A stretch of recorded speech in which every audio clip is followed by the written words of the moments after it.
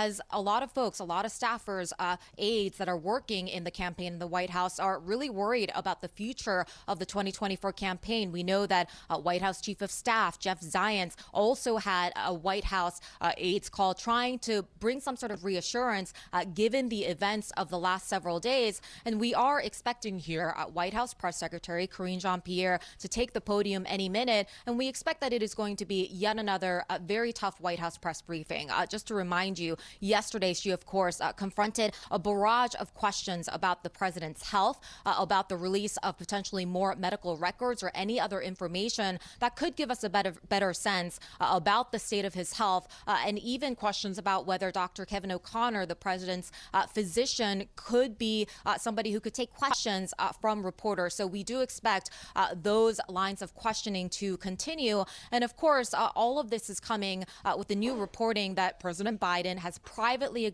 acknowledged to an ally that he understands that the next couple of days, the next stretch of days is going to be incredibly important in terms of whether or not he can actually save his candidacy. And what I think is interesting, Boris, to note is that we are seeing the president finally starting to get a little bit more involved himself in the conversations that he is having in private with lawmakers. He is, of course, hosting some Democratic governors who had expressed concerns about his age and the viability of his candidacy. And then, of course, there's that big interview that he is doing on Friday with ABC News, not to mention the press conference that the White House has been talking about that he will participate in next week at the NATO summit.